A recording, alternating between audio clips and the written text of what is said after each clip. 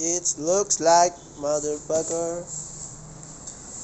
Ryzen 3 8 GB RAM HyperX. SSD 128 QNX. Backup, wala pala. Nasa ilalim yung hard disk niya. 500 GB